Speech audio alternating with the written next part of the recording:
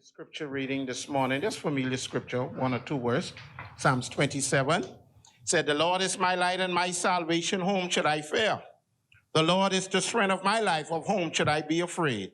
Said, "When the wicked, even my enemies and my foes, came up upon me to eat up my flesh, they shall stumble and fall. Though an host should camp against me, my heart should not fear. Though war should rise up against me, in this will I be comforted." This morning, the nugget is this morning, let the Lord be and your salvation. If the Lord is your light and your direction, I come to tell you cannot go wrong. Lock your chin on your chest or find your breast. Let us look to the Lord in prayer. Oh, gracious Heavenly Father, we thank you, God, for this day, the 16th day of this month, the day that we will never see before. God, we ask you, God, right now, God, to intervene upon us right now as we're about to do the business of your people, God. God, we thank you right now. We ask you, God, to breathe fresh right now. Oh, precious Lord God, this morning, take our hand, God, and lead us on to keen and fair and happy land, God, where our possession lie. God, we thank you. We decree and we declare miracles right now. We decree and we declare peace right now over this Commonwealth of the Bahamas right now. In Jesus' mighty name we pray. Amen. And that was taught us to say, children. Our Father, who art in heaven, hallowed be thy name. Thy kingdom come. Thy will be done on earth as it is in heaven. Give us this day our daily bread, and forgive us our trespasses. Trespass against us, and lead us not into temptation, but deliver us from evil. For thine is the kingdom, the power, and the glory, forever and ever. Amen. May the peace of God be with you all, that passes all understanding.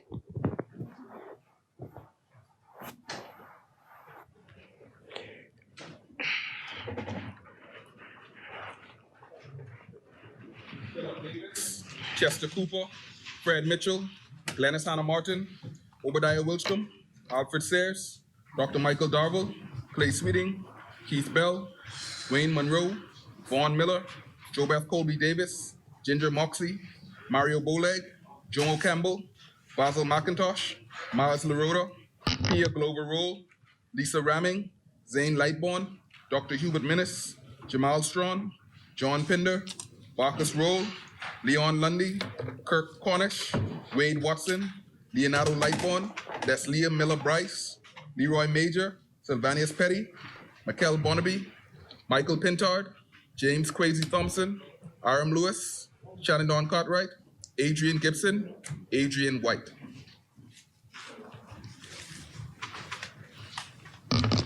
Good morning, honorable members. First of all, I'd like to thank each and every one of you who gave me well wishes during my time of illness and during my time of bereavement. I want to thank two persons here who made my life with a complete ease, and that would be the honorable members for Elizabeth and the honorable member for Golden Gate.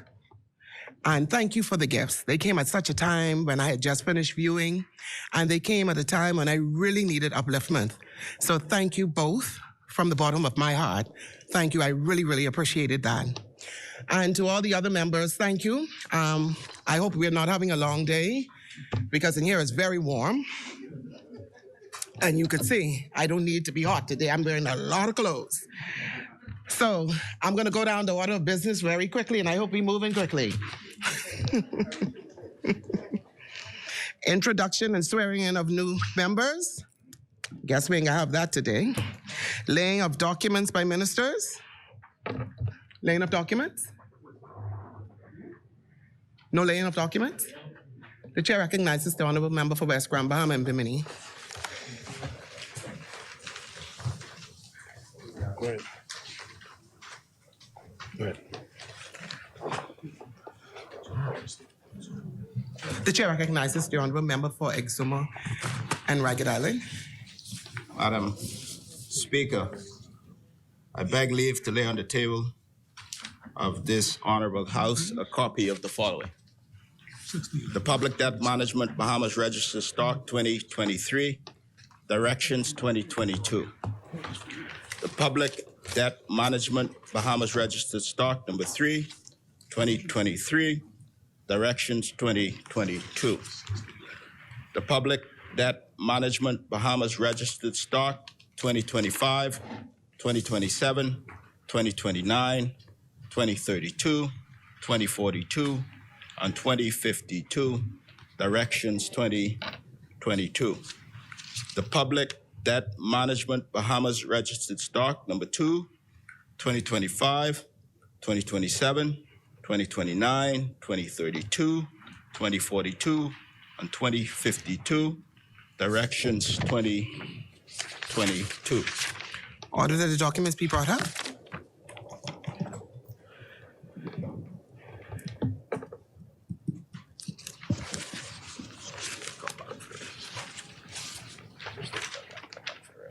Sign.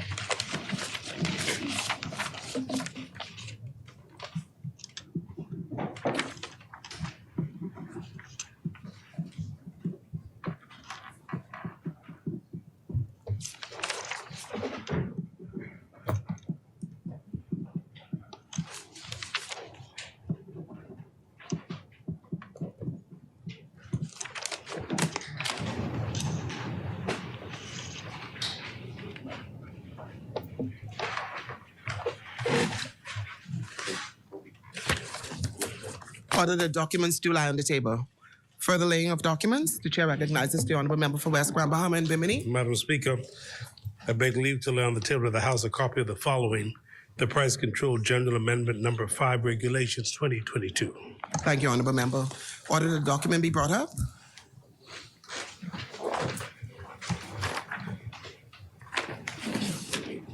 Order that the document do lie on the table. Further laying of documents, Member Campbell. the chair recognizes the honorable member for Centerville. Good morning, Madam Speaker. Madam Speaker, I beg leave to lay on the table of the House a copy of the following: Court Services Bill 2020. Apologies, Madam Speaker. Not a problem. The Non-Profit Organizations Anti-Money Laundering and Countering Terrorism Financial Regulation 2022. Order that the document be brought up. Thank you, honorable member. Okay, another one. Okay. Then we have to do the last registration act. We'll get the bill for that one. Okay, all right, got you. I got you. I got you. She's right. I got you. She's right.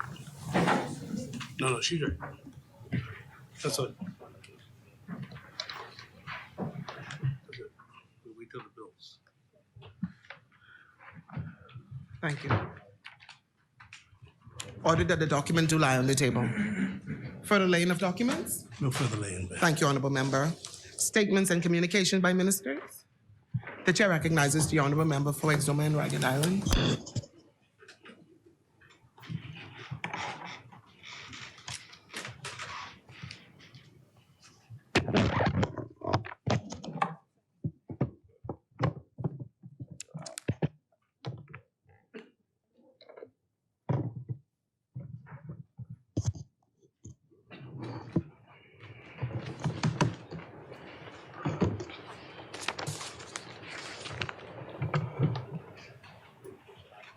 Madam Speaker,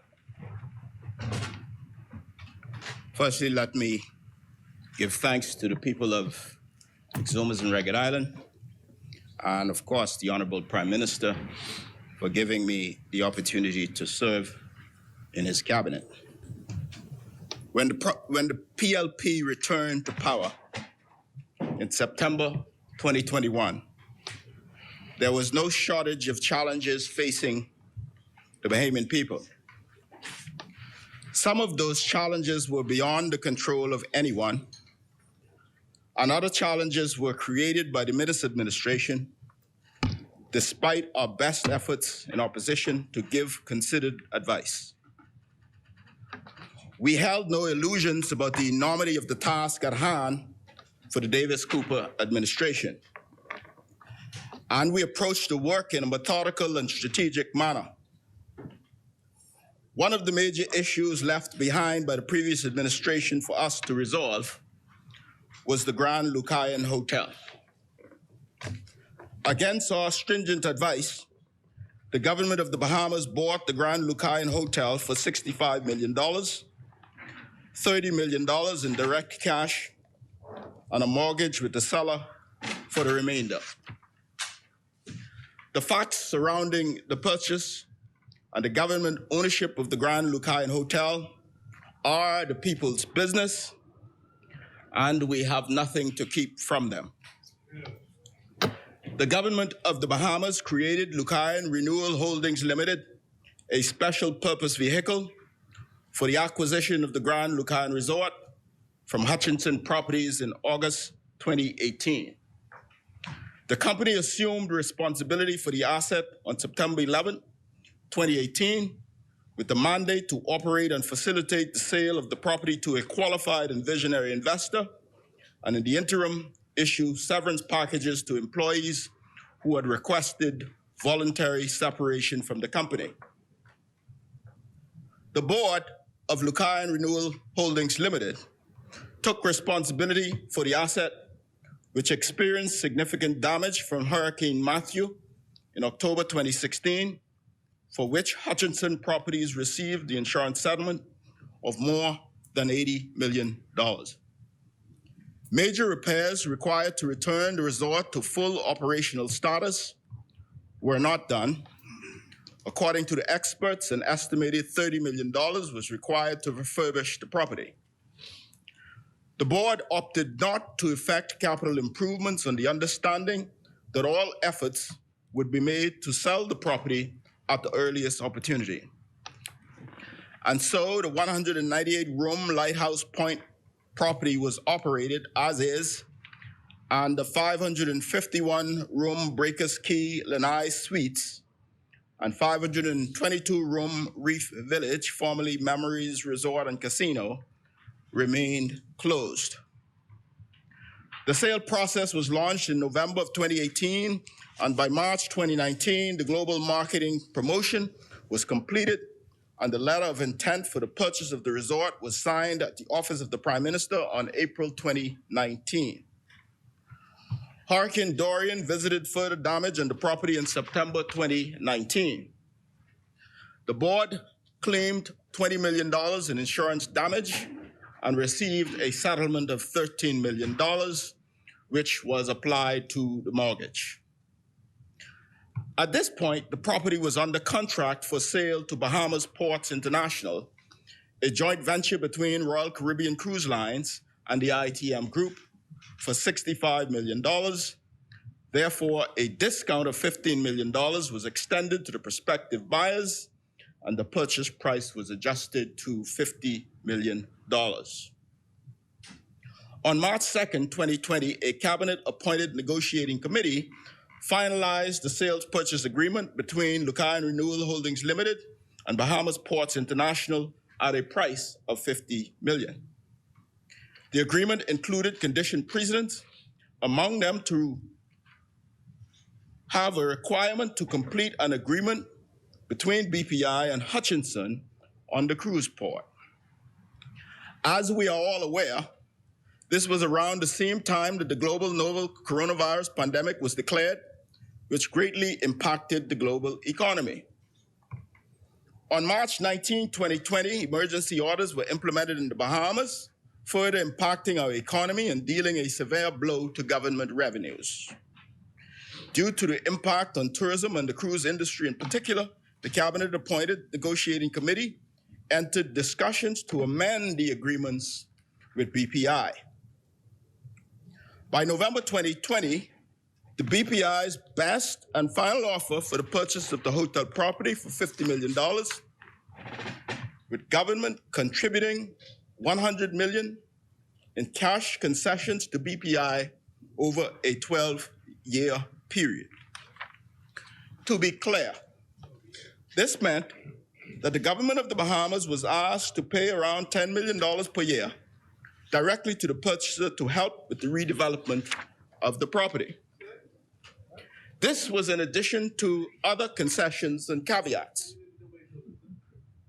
For example, the $50 million purchase price BPI asked for Notwithstanding, they asked for an upfront $12 million concession payment to be credited towards the purchase price, $12 million upfront. Also included in the $50 million sales price was a government loan to the buyer. And the concessions, plus, didn't stop there.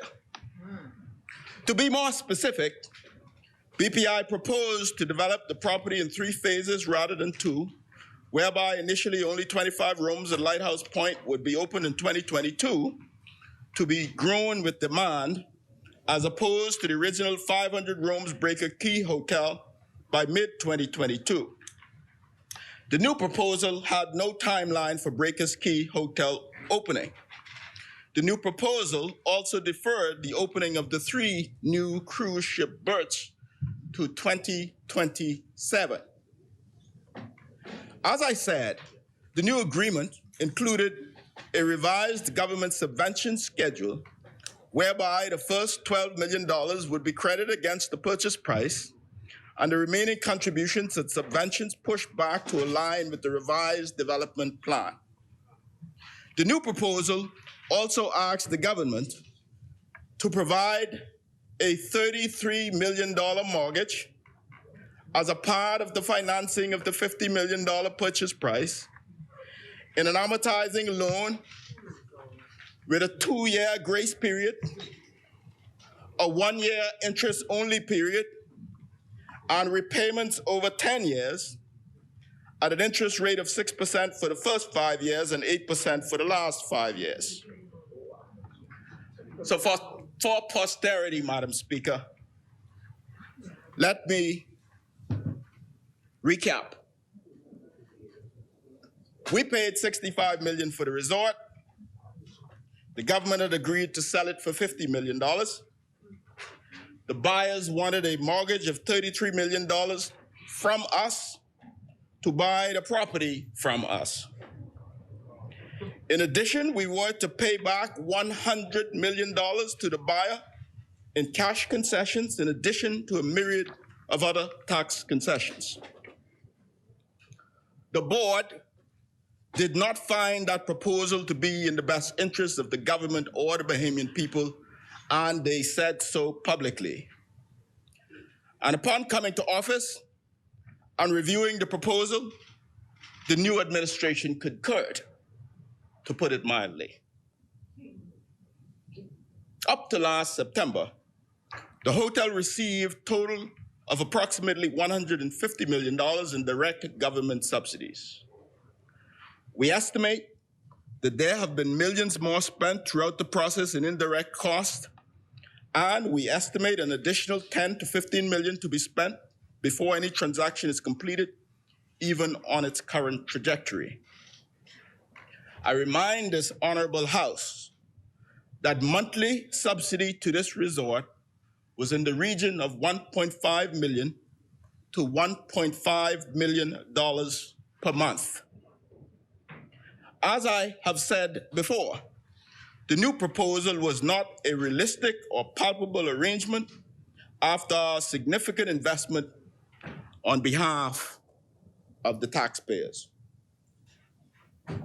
Further, on coming to office, we met with Royal Caribbean Cruise Lines, who indicated that they would only start construction during the second half of the decade.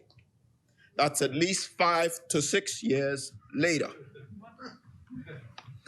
We consider this to be wholly unacceptable to the people of Grand Bahama, who have been waiting for a rather long time for relief. It was shortly thereafter that we agreed to terminate the agreement by mutual consent. While we realized we would likely not recoup all in direct cash for the resort, we restarted the sales process, putting out a call for offers from serious, well-resourced, visionary stakeholders that had the greater interest of Grand Bahama in mind. Having visited Grand Bahama many times over the years, I have seen firsthand the plight of the people of our second city and the surrounding areas. There is no overnight fix for Grand Bahama's economy, and there is no singular remedy for Grand Bahama's economic quagmire. However, what is clear is that tourism is a critical part of the way forward for Grand Bahama, and we need to methodically approach the situation with a bird's eye view, but being intentional about putting all of the pieces in place. The driving force behind our mission was to do what is best for the people of Grand Bahama. And in that vein, I believe we have succeeded.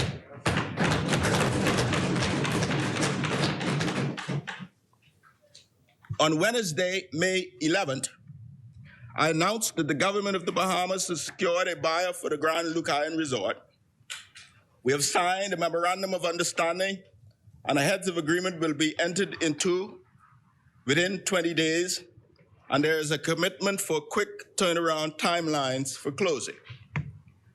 Lucayan Renewal Holdings Limited, the special purpose vehicle that owns the Grand Lucayan Resort on behalf of the Bahamian people, intends to enter an agreement for the sale of the entire property to Electra America Hospitality Group, whose principals boast 150 years collective experience in the hospitality business.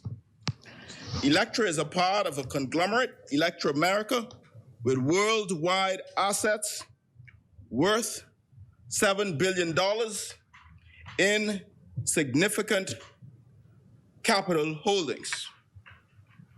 The government has accepted Electra's purchase offer for the Grand Lucayan Resort of $100 million.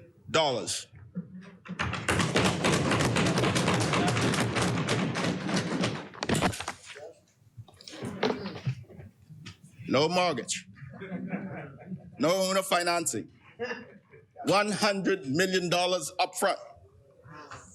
An upfront deposit of $5 million will be paid immediately on execution of the definitive purchase agreement and will become non-refundable at the end of the 60-day due diligence period. The balance of the $95 million will be due at closing, which has been agreed to be no longer than 120 days from the execution of the MOU. The government has committed to standard concessions under the Hotels Encouragement Act. Electra has committed to an estimated $300 million in renovations to rebuild the Grand Lucayan Resort into an environmentally sustainable luxury resort. Not only does Electra has a plan for the resort, but it has a vision for its future in Grand Bahama that includes the growth of the overall economy and community. Madam Speaker, Electra has committed to a luxury lifestyle hotel. This hotel will have approximately 198 rooms and 24 villas. This property will have an independent or international 4 to 5-star hotel brand catering to corporate and leisure transient business. The property will also feature a convention center and an amphitheater in an upscale convention hotel with a 4-star international hotel brand. The hotel will have 535 rooms and will cater to corporate associations, conventions, and group leisure business. An all-suite family resort is also planned for the re-envisioned property. The resort will feature 257 suites, which will double the room size now available on the current property. This condo-style structure will feature an independent international 4-star brand and will cater to families. Among amenities at the resort, there will be a world-class marina, a casino operated by a renowned casino operator, and a golf course with an internationally branded country club that will feature additional newly built facilities and activities. At the golf club, there will be a full-service restaurant and golf school. There will be newly built golf villas on the golf course grounds. The new resort will have at least 11 world-class restaurants and 10 bars featuring Bahamian and international food and beverage options. Each hotel, the resort, will have a spa and fitness facility, amenities for children, event spaces, pools, and water features. There will also be gardens on the property that can provide true farm-to-table dining for guests. Electra is committed to best-in-class recycling practice as part of its commitment to sustainability. We expect this deal to be completed by September at the latest, with renovations and new construction immediately thereafter, but no later than January 1, 2023. Construction will be phased and some components of the resort will remain open at all times. Electra intends to retain current staffing levels that now exist at a minimum during the operations throughout the construction phase.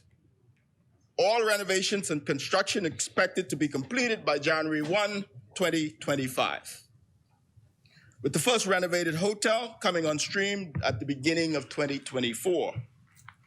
The casino renovation is expected to be completed in the summer of 2024, and the other renovations and new buildings coming on stream from the beginning of 2025 through the summer of 2025.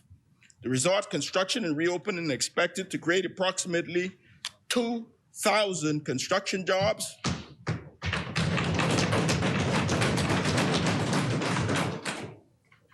and 1,000 permanent jobs. At least 80% of all jobs are to go to Bahamians. Electra is currently conducting an economic impact assessment to pinpoint the level of economic growth it expects to generate. However, we reiterate that the total direct investment overall is to be in the $400 million range. But let me just say, we believe the economic impact will be significant and radically change the economy of Freeport and Grand Bahama Island and positively impact the lives of its people. Electra is also committed to using local artisans throughout the resort. And Electra is also committed to the use of Bahamian live entertainment throughout the property. Madam Speaker, one of the main impediments to Grand Bahama's economic revival is airlift. And the major airlift issue in Grand Bahama is the Grand Bahama International Airport. The government is keenly focused on this. You would recall, last month we launched phase 1 of the Public-Private Partnership PPP program to design, build, finance, operate, and maintain several airports throughout the Bahamas. And the Grand Bahama Airport is the first on the agenda. We are ensuring that we're giving Grand Bahama absolute priority.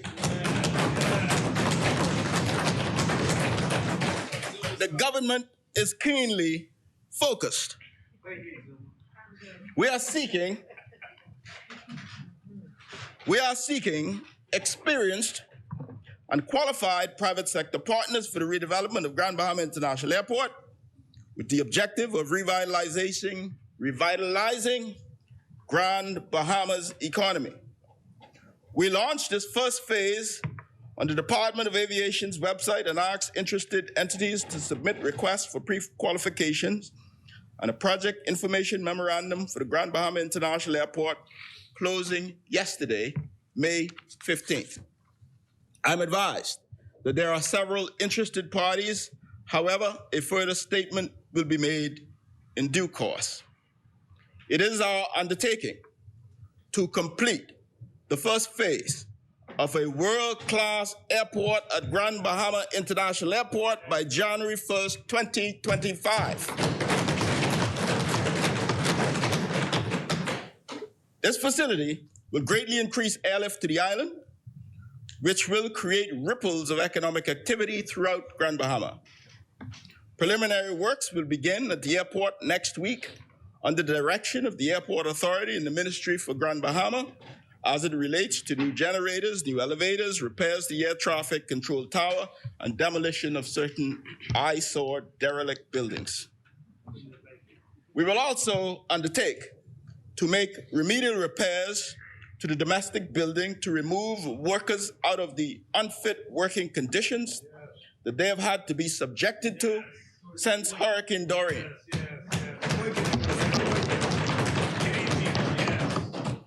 That's right, Madam Speaker. They have been stacked in trailers, using outhouses and porta potties 2 years after Hurricane Dorian under the Minnis administration.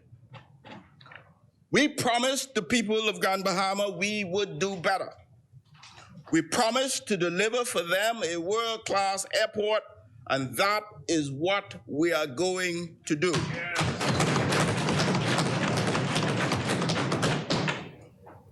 When we started the search for a buyer for the Grand Lucayan Resort, we were very vocal about wanting a tourism partner that wants to be vested in the interests of the wider community. We believe in this area. Electra will be good for Grand Bahama and good for the Bahamas. Electra is committed to donating all of the existing furniture from the resort to the residents of Grand Bahama.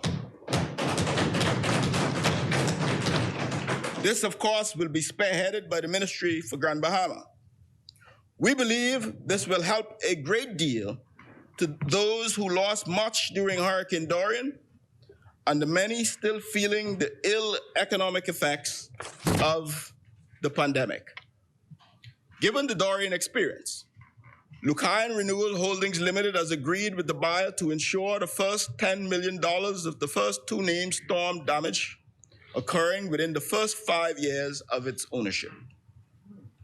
As a part of the purchase price, the company has pledged $5 million to the Ministry for Grand Bahama's new unit, COLAB, Partnership for Development, for community projects and funding for Bahamians to create business in conjunction with the Ministry of Tourism and the Tourism Development Corporation.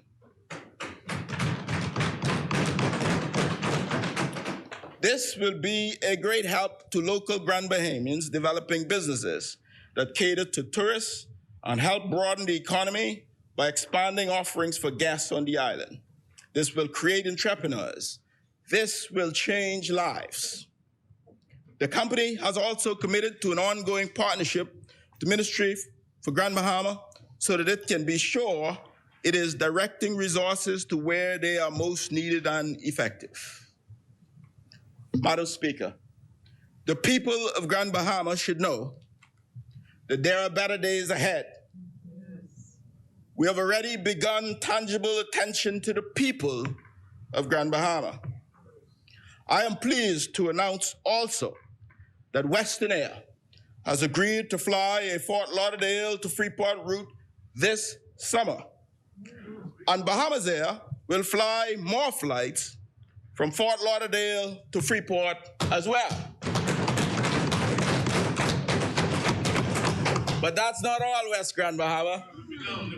On November 10th, an inaugural Bahamas Air flight will be direct from Charlotte, North Carolina to Freeport, Grand Bahama.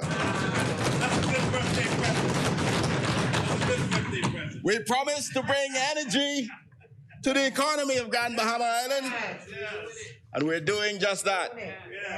With Electra's commitment to a $300 million investment in Grand Bahama in 3 years, we expect the change to be swift and impactful.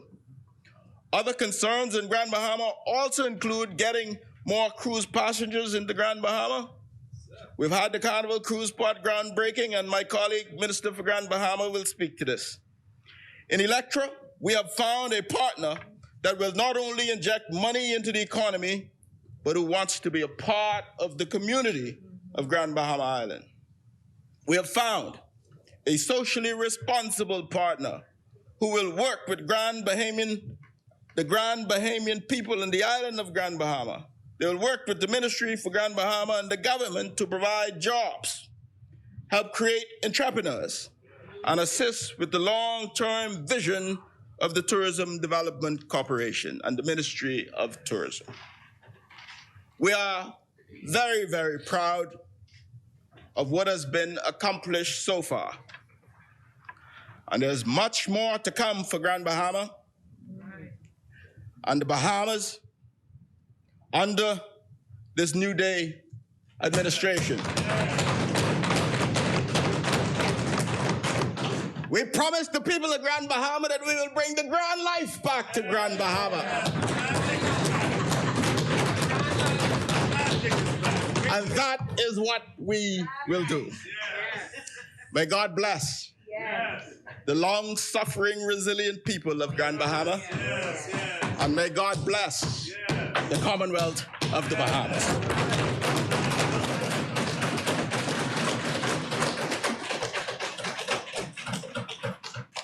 Thank you, Honorable Member.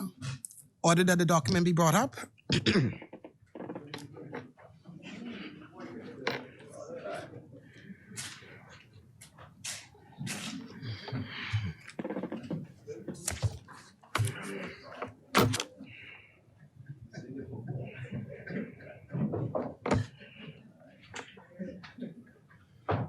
Order the document to lie on the table.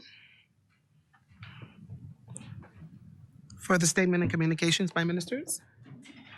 The chair recognizes the honorable member for Pine Ridge. Madam Speaker and colleagues of this honorable House, it's a new day.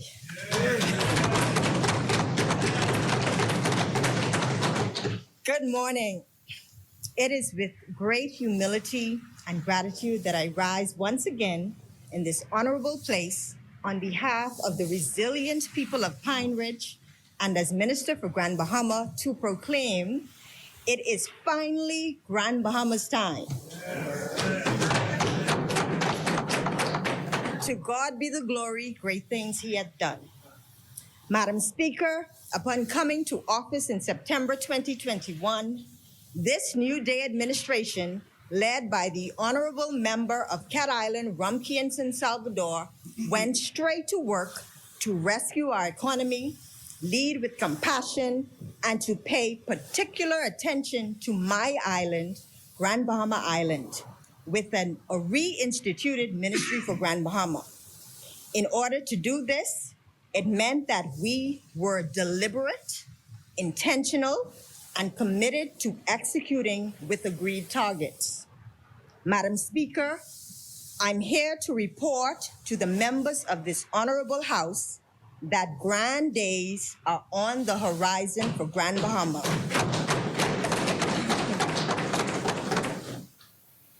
Last week, we had twin wins.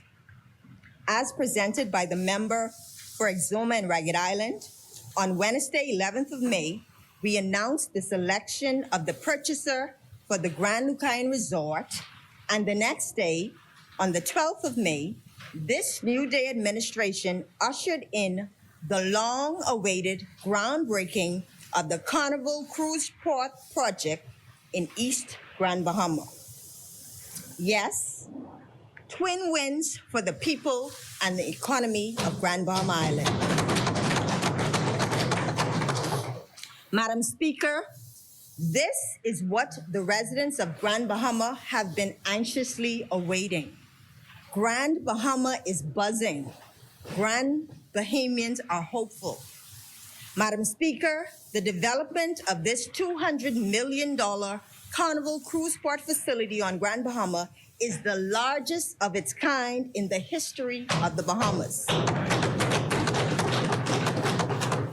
The new cruise port is forecasted to open late 2024 with a capacity to accommodate the largest class of vessels in the world, bringing an exponential increase in cruise arrivals to Grand Bahama Island.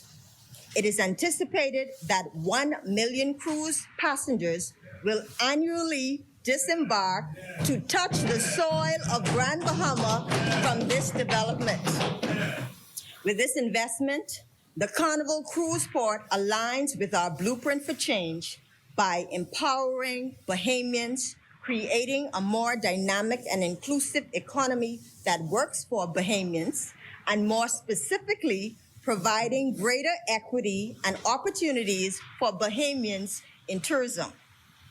It is therefore gratifying to highlight Carnival's commitment to supporting our government's mandate and that all concessions will be dedicated for Bahamian small and medium-sized enterprises and our entrepreneurs.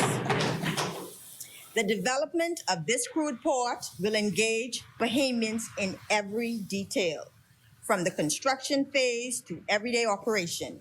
It will be an innovative, unique facility that will open doors for Grand Bahamian retailers, restaurant operators, transportation providers, shore excursion operators, straw vendors, artisans, jungle groups, tour operators, taxi drivers, and others operating in the orange economy to showcase their products and services to visitors from countries around the world. With such a large volume of visitors to our shores, opportunities for our people in the delivery of tourism products will be enormous. Community-based tourism will also see a significant increase as a percentage of cruise passengers will traverse the island for other authentic, native, and immersive experiences. Like I've been telling the people of Grand Bahama for many months now, get ready. It's Grand Bahama's time. Madam Speaker, as I mentioned in my remarks at the historic Carnival groundbreaking ceremony last Thursday, this occasion was a realization of a vision that was birthed many years ago, which culminated with the first ceremonial signing on the 3rd of May, 2017 by the previous Progressive Liberal Party administration. The ceremony held last week was a proud, full circle moment that not only represented the breaking of ground for the establishment of the cruise port, but it also meant an immediate start of the construction phase. In our blueprint for change, we said that we would bring laser-focused approach to making projects shovel-ready. And yes, construction is underway. Madam Speaker, this is the result that our leader, the Honorable Member for Cat Island, Rumkey, and San Salvador, Philip Brave Davis, and our Deputy Leader, the Honorable Member for Exuma and Ragged Island, Chester Cooper, who marshaled the approval process over the past few months to get shovel in the ground. I've said it before and I'll say it again.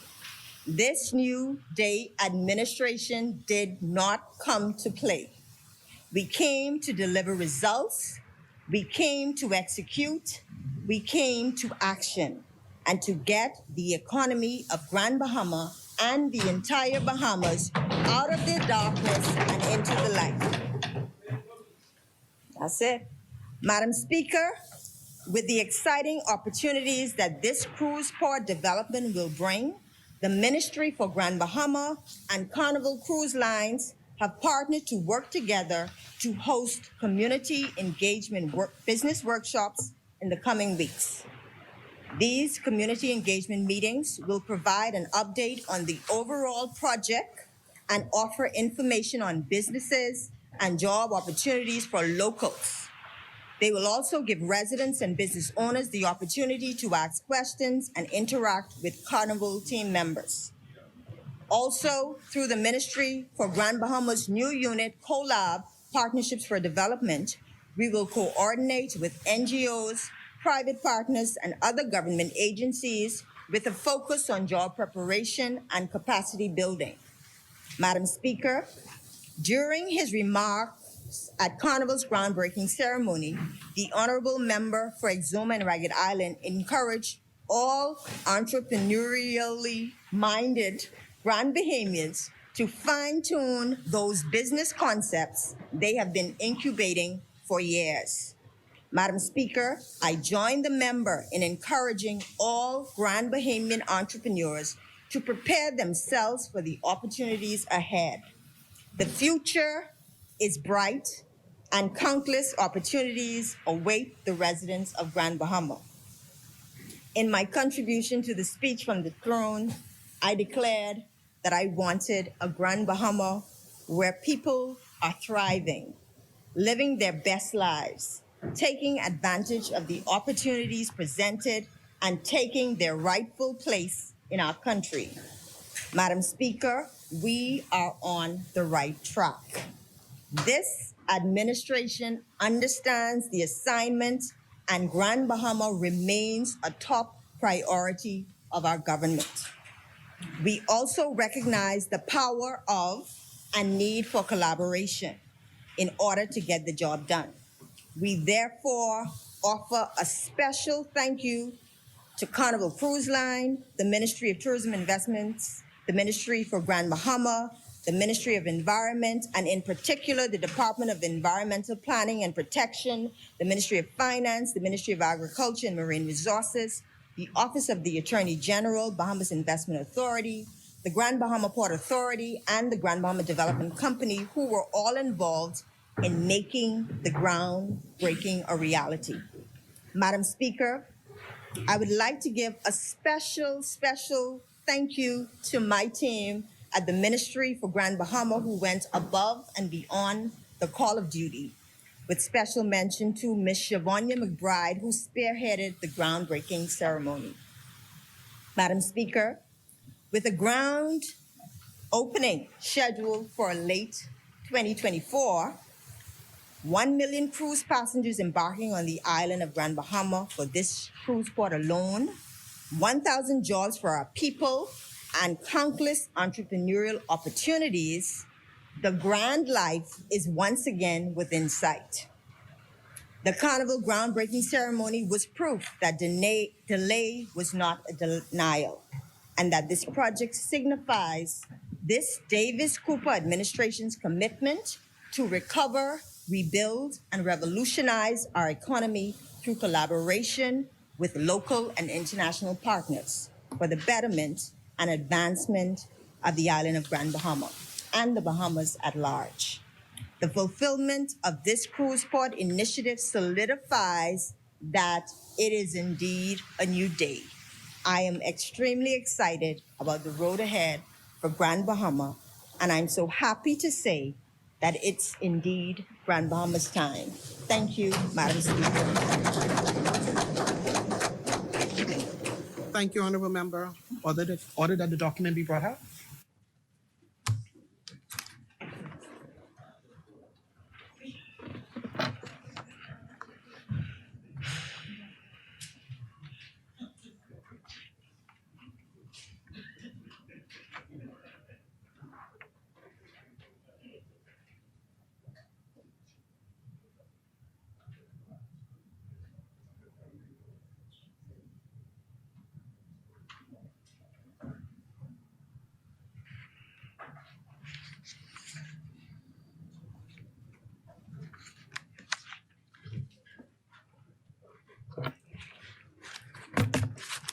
Order that the document do lie on the table. Further statement and communications. The chair recognizes the Honorable Member for Cat Island, Rum Cay, and San Salvador.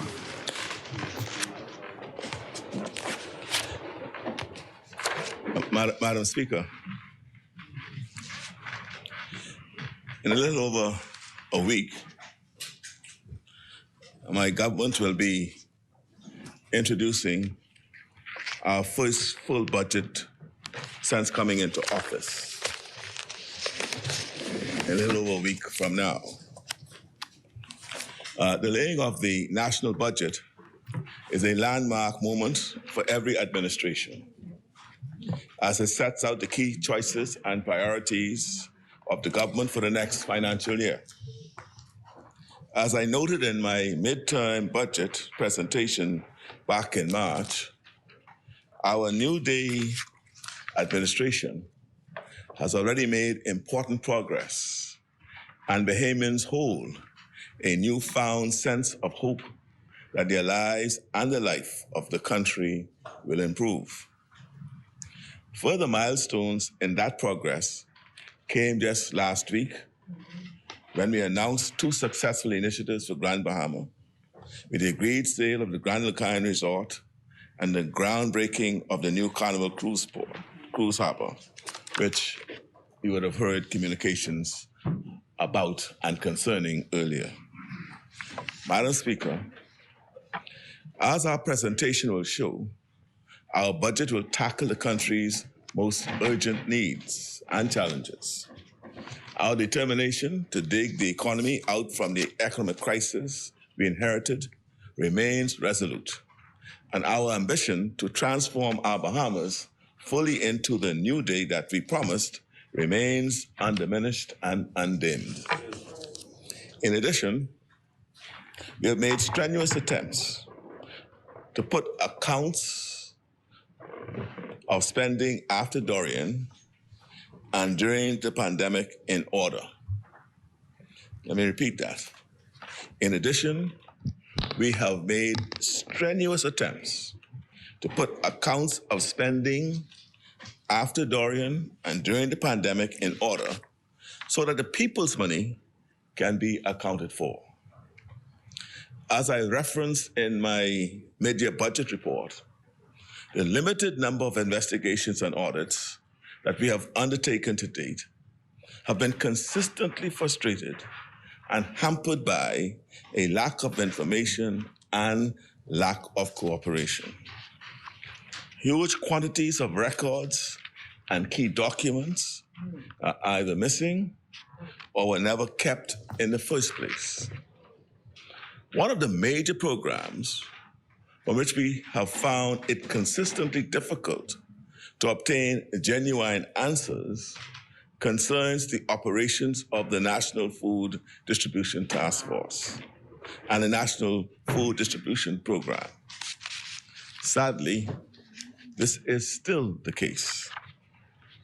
In the case of the food program, requests for credible documentation of how $53 million was spent have not been answered. To be clear, documents have been provided, but they are not documents that answer the most important questions posed. To make an analogy, if someone asks, how much did your car cost? And the car owner says, well, my car is blue. An answer of sorts has been provided, but not one of great relevance to the questioner, because the question was how much the car was cost, how much the car cost. In the case of the food program, some documents have been proffered up, but they do not answer the Bahamian people's questions. As I have emphasized from the start, I have no personal quarrel with any of the individuals or NGOs involved. Let me repeat this. I have no personal quarrel with any of the individuals or NGOs involved. In fact, I repeat again, this exercise would have been completely unnecessary if the former administration would have done their job when it was their duty to have done it. I do find it, though, a matter of great concern that a program like this was run out of the previous government's Office of the Prime Minister with almost no controls or oversight. And I fully intend to uphold the solemn promise which I made to the Bahamian people at the very beginning of my time as Prime Minister.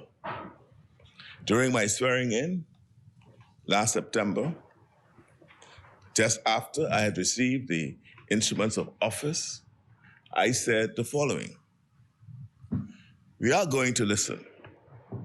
We are going to consult widely, and we are going to bring people together. That is the best way to make progress as a nation. No leader and no government should be isolated from the people. I also commit to lifting the veil of secrecy on that which has gone before us, so that all of the arrangements under which we have to live are transparent, and those who authored them are held accountable. We will govern in the interests of all Bahamians, not just the privileged few. We will act in ways that rebuild trust between the government and the Bahamian people. We will uphold the Constitution and the rule of law and ensure that everyone is treated fairly, so that it's not one rule for one set of people and another rule for another set of people. Madam Speaker, I stand on that promise today. And so, Madam Speaker, I now wish to table the findings of the audit report into the National Food Distribution Task Force and the National Food Distribution Program. Madam Speaker, this document makes for startling reading. In the general findings of the audit report, 18 categories of major deficiencies were noted. These range from a widespread lack of record keeping and widespread inconsistencies relating to the sums of money handled, to a complete absence of minutes being kept of meetings, agreements, and actions. In other words, although tens of billions of Bahamian people's dollars were being spent, not even the most basic safeguards were in place. A government that's specified, that's the word? Specified? Specified? Licensing. A government that's specified.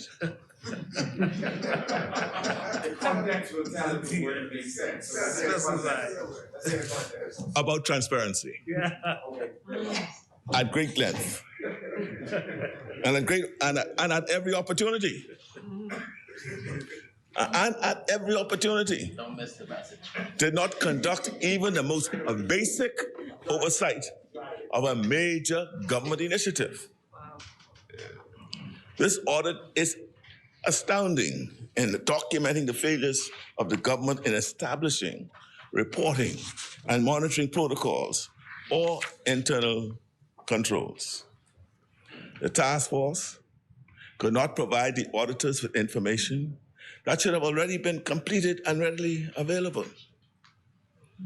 Even in the instances where information was provided, only aggregate totals were offered, with none of the supporting documents that could be critical, or that would be critical, to corroborate the figures. There's no backup provided, no contracts, no checks, no receipts, no bank statements to support the information, no evidence, in other words. It is noteworthy, too, that some organizations concerned still, to this day, refuse to provide any information whatsoever. Madam Speaker, given the sums of money involved, the deficiencies are breathtaking. Public officers do not have oversight of the expenditure of funds. Expenditure of millions of dollars remains unexplained and undocumented. No audited financial statements have been provided, so information provided by the NGOs cannot be confirmed. Information dashboards presented by the task force did not reconcile to the information provided by NGOs.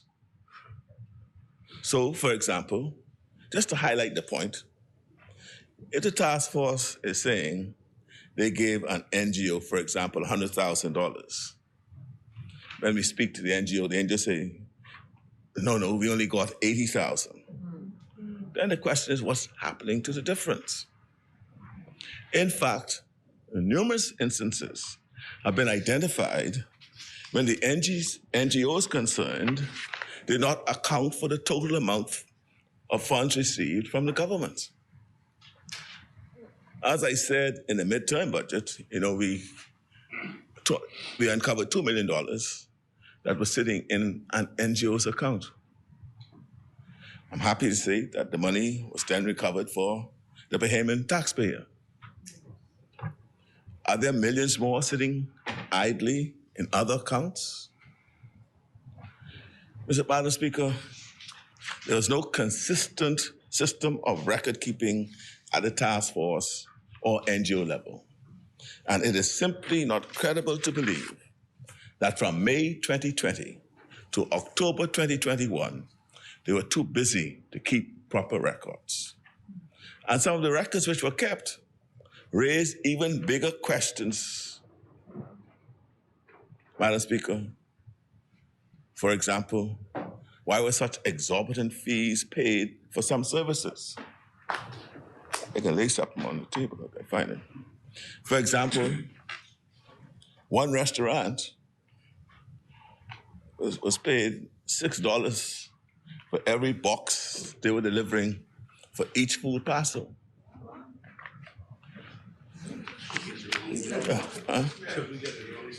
And thousands of food parcels are being delivered. I think I better lay the invoice on that. Yeah, so this is right here. And that's why I said it need explanation. They produce all the orders for getting these bills. I'm going to lay it, I'm not going to call the names, but person could see it. So you'll see a line, the date, quantity $3,400, $50, $170,000. Then you see another item for $3,406. And when the total on this invoice, this particular invoice, is $213,248 being paid for these items. Right? There's 1, 2, 3, 4, 5 receipts, 5 invoices that were paid, that's given to the auditors, and they still can't understand, well, what does it mean, $3,450 equaling $170,000, $3,406, what that means, right? So amongst these 6 invoices, I find one that speaks to meal kit, 1,350 quantity, rate $60. Well, you multiply $60 by that number, and you get 81,000. And then you have something saying delivery. Delivery, 1,350, the same quantity, $6 each. That's 8,100. Well, you need to understand what that means. Delivery, right? And so this is just an example to support some of the things that we say. And I'll lay these invoices on the table, and we need answers for this. The auditors were trying to get it. Don't you think it would be appropriate that they respond to these things so we could have an understanding of what this means? And so you ask yourself, why are you going to pay $6 to deliver a single parcel? And what used to be in those parcels? Tin of corned beef, flour, rice, and other very basic items. Right? It looked like the delivery cost was more than the package. It was in the package. So, don't you think, any right-thinking person will say, well, tell us what this means. Just tell us what it means. And to this day, Madam Speaker, despite numerous requests, that's one example, but to this day, Mr. Speaker, 2 NGOs have still not provided any information at all. And combined, those 2 NGOs received more than $10 million. And the auditors are saying you can't get nothing from them. I'm not going to name them because that's for another matter. That'll be dealt with separately. But I'm just saying, Mr. Speaker, $10 million of the Bahamian people's money is simply from the auditor is unaccounted for. So we table the report today. And once again, Madam Speaker, I call on those with knowledge of the underlying facts to come forward. Those who have failed to provide answers and evidence will have an opportunity and an obligation to do so. Let me just say, Mr. Speaker, I'm not casting any aspersions. I just say these are questions that need to be answered. We do not, I do not, prejudge the circumstances we have uncovered. We cannot say definitively whether we are looking at just what I call jaw-dropping incompetence or something considerably worse. I'm not prejudging, but we need to know. So for now, I encourage the Bahamian people, just read the report for yourself. As I say, it makes startling reading. And draw no conclusions, but understand where next it should go. So, Madam Speaker, I lay the report.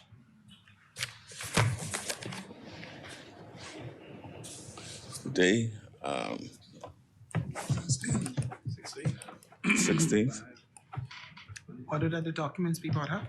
And just an example of, that's a very simple example of what we talk about, of lack of information and explanation. And you can look at yourself and you'll see, what does this mean? Just tell us what it means.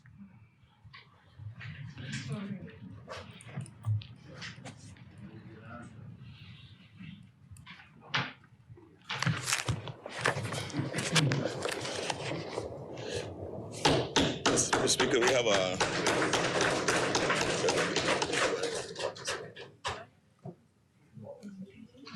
Oh, sorry.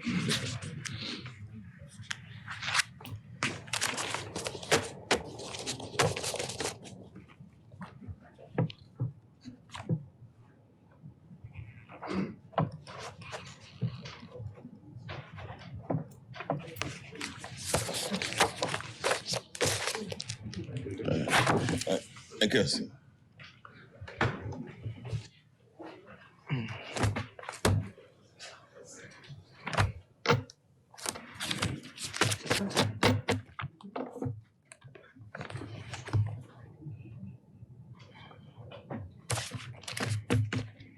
I need a job at this company. And the wrong profession. Order the documents to lie on the table. A delivery job. It is, yes. No further communications. Bills. I need a job with them. The wrong profession. Communications by the clerk. Messages from the Governor General. Okay. Madam Speaker, I beg leave to report delivery of messages numbers 6 to 11 to the Honorable the Senate. Thank you. And I am now laying on the table messages 6 through 11 from the Senate for tabling. Order the documents to lie on the table. Motions for leave of absence, leave to resign seat and new writs. Presentations of petitions. Presentations of reports of committees. Adoption of reports of committees. First reading of bills. Thank you, Honourable Member. Chair recognizes the Honourable Member for Centerville. Madam Speaker, I beg leave to introduce and have read for the first time a copy of the following.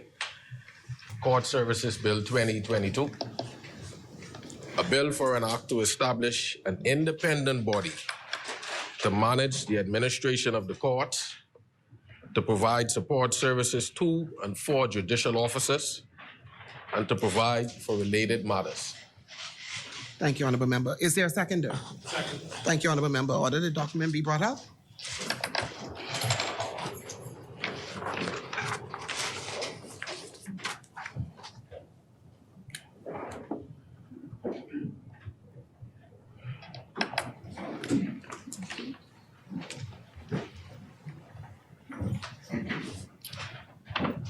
Thank you.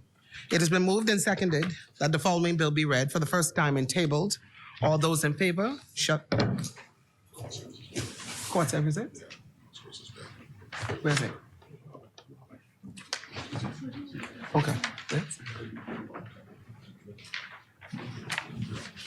I thought that you do that. That's not nice.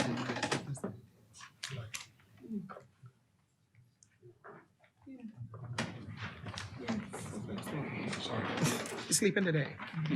It has been moved and seconded that the following bill be read for the first time and tabled. All those in favor shall remain seated. Those opposed will stand. Order that the bill be read a first time and tabled. A bill for an act to establish an independent body to manage the administration of the courts, to provide support services to and for judicial officers, and to provide for related matters. For the first reading of bills, the chair recognizes the honourable member for Centerville. Madam Speaker, I beg leave to introduce and have read for the first time a copy of the following: Digital Assets and Registered Exchanges Amendment Bill 2022. A bill for an act to amend the Digital Assets and Registered Exchanges Act to provide for the monitoring and sanction of persons carrying on or purporting to carry on digital asset business activities without the requisite regulation. Thank you, honourable member. Is there a seconder? Thank you, honourable member. Order the document be brought up.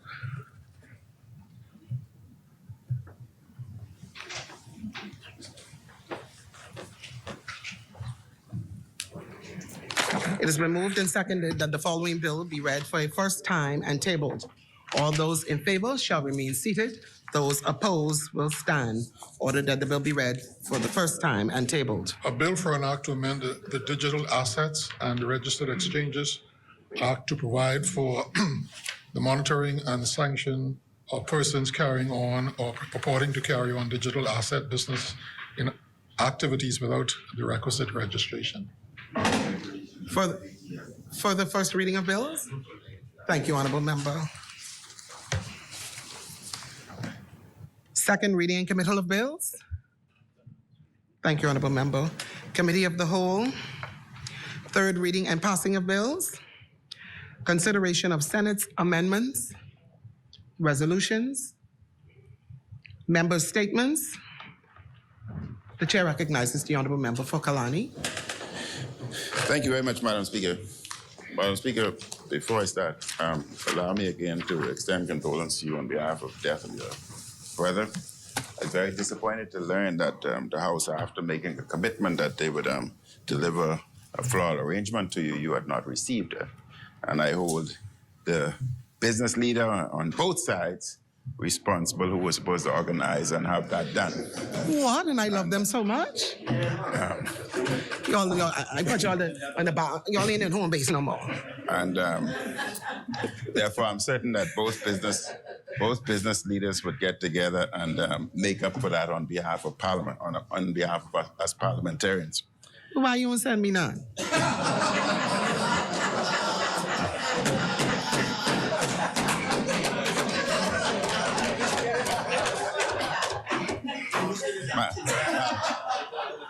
Madam Speaker, that was an excellent response. That was an excellent response.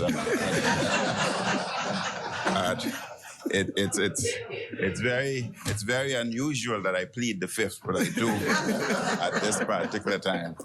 But Madam Speaker, the western end of New Providence was devastated over the weekend by flooding, excess water. And that includes Kalani. Many residents within the Kalani constituency could not even come out their houses. And what was clearly demonstrated, the Prime Minister had spoken a lot about climate change, and this demonstrates how important it is for us to take climate change very serious.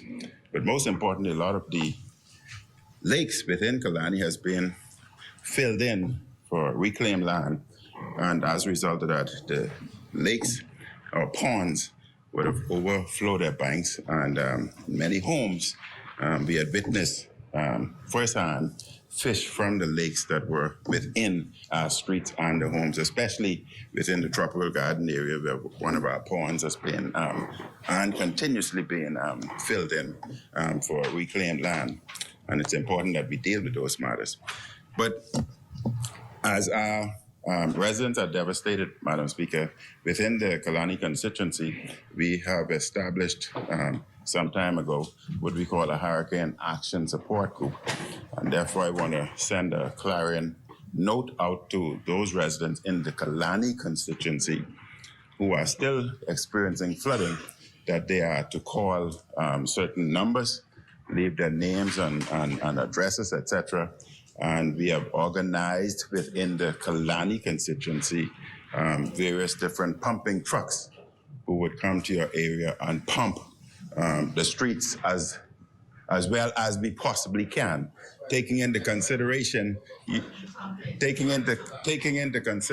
that we cannot dry it completely. And again, we're expecting heavy rainfall again this week. So I urge them to call 601-2235, 601-2235, or 457-3188. And we would do our best to help to relieve you as much as possible. I would also ask on the government, and I know, and the public must understand, that drains are not the solution. But I would ask the government to help clear out the drains as much as possible, not only in the Kalani constituency, but throughout the Bahamas, New Providence, especially as there will be severe rains again this weekend. So thank you very much, Madam Speaker. Thank you, Honourable Member. The Chair recognizes the Honourable Member for Fort Charlotte. I'll come back to you. Thank you so very much, Madam Speaker. I wish to commend the Honourable Member for Kalani for the initiative he has taken, but also to use this opportunity, Madam Speaker, to inform the honourable members of this House and, by extension, the public, that the Ministry of Works did begin quite early this year the clearing of drains throughout New Providence. And as the honourable member noted, the drainage, the wells, it's not a complete solution. It's what we have now. But due to the fact that the wells in many areas were cleaned early, the dissipation of the water was much more occurred more quickly than usual.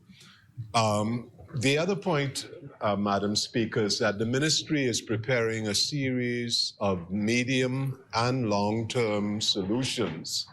And we would have had a meeting in Pinewood Gardens, for example, and we have proposed two measures. One is the drilling of a 600 feet well. Most of the wells are about 300, as a more immediate, but also installing certain apparatus under some of the parks and so on, and also with drainage onto canals and to the sea.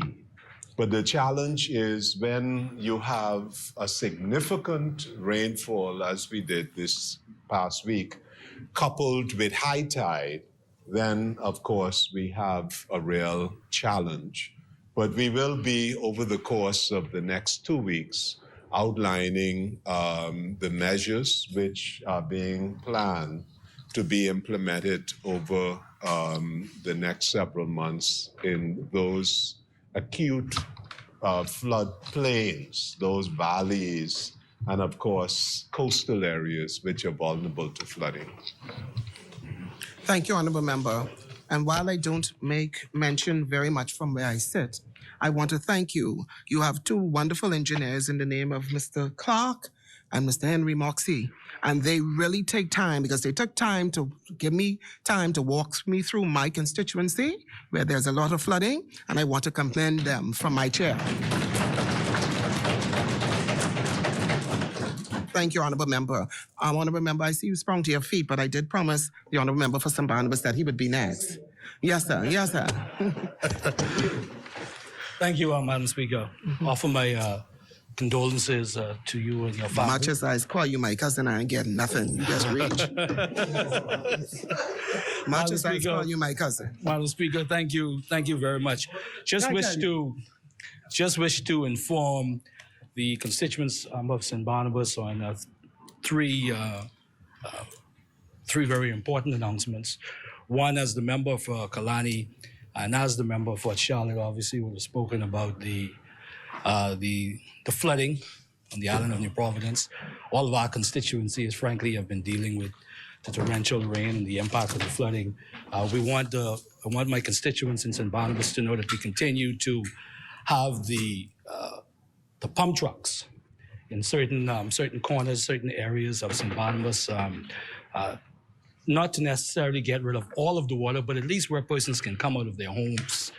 Because in Coconut Grove and in Big Pond, we did our best to assist with getting as much water off of the ground as possible. And as we know, that those areas have typically always been prone to flooding, and I'm going to be having a discussion with the honorable member for Charlotte, who was committed to assist the people of St. Barnabas, and we are grateful for that. Also, to let the constituents of St. Barnabas know that we've started registering for our continuing education program, Computer 101, for persons who are not necessarily computer savvy, young and old, can come to the community center. So we encourage them to register. And lastly, and just as importantly, or I would say even more importantly, we know that persons continue to grapple with high food costs, okay? Particularly in the area of bread basket items. And so in St. Barnabas, we have launched a bread basket helping hand initiative, where we are going to be doing our best to help the many persons who are struggling in St. Barnabas with bread basket items. Thank you very much, Madam Speaker. Thank you, Honorable Member. The Chair recognizes the Honorable Member for Pinewood. Thank you, Madam Speaker. I too would just like to formally pass my condolences on to This you. is my other good cousin. Yes, Madam Speaker. Madam Speaker, I would like to thank the Honorable Member for Charlotte. These past few days, there's been rain, it's been heavy. Madam Speaker, my constituency, who I represent and where I reside for some 6 years, had become the butt of jokes whenever there was rain, due to some of the temporary measures that has been taken by the Ministry of Works, led by the Honorable Member for Fort Charlotte.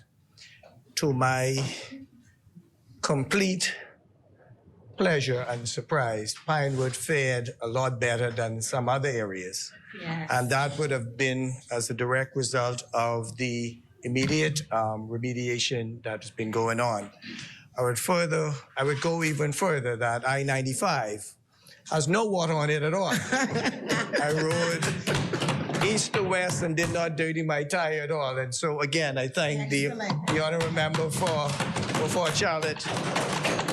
I pledge to the constituents, residents of Pinewood, that the honorable member for Cat Island, Rumkey, and San Salvador made that pledge. And within a year in, we are at that stage where the Pinewood constituency were informed, not by me or even by the honorable member for Charlotte, but from the technocrats in the Ministry of Works, that a test well is being performed as we speak, and shortly, hopefully within this cycle, we would start the process, a pilot process of bringing relief with regards to the flooding situation of Pinewood. And I look forward to that day within this term when it rained.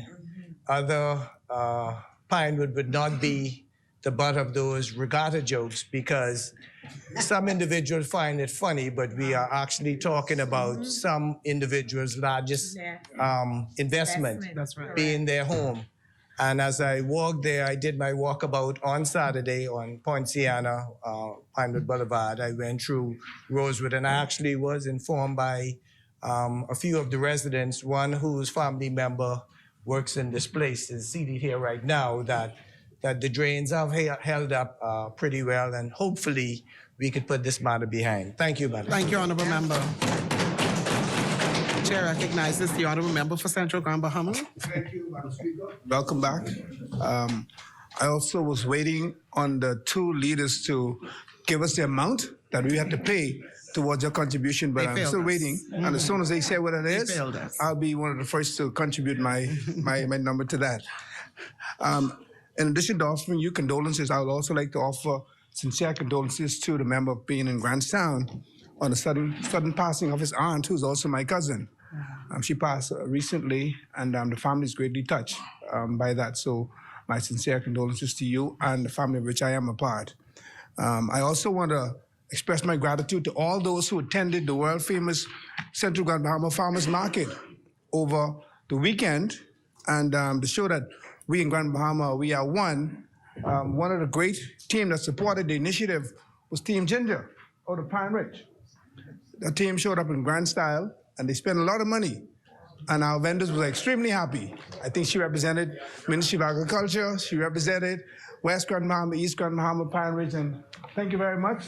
And we'll be announcing again the next upcoming installation of Central Grand Bahama World Famous Farmers Market every second Saturday in the month. It gives our residents in Grand Bahama an opportunity to earn some revenue. Whatever surplus produce they grow in their yard, they can sell, and it's all basically at a very affordable price. So once again, thanks to all who supported that initiative. And finally, on yesterday, we had our first post-Mother's Day concert just outside of the world-famous Camelot Room in Grand Bahama, and that was headlined by the Cooling Waters and another group called Core out of East Grand Bahama. The crowd was oversubscribed. It was better than I expected. The event was charged. We honored the 14 oldest mother in each polling division. I honored 14 mothers.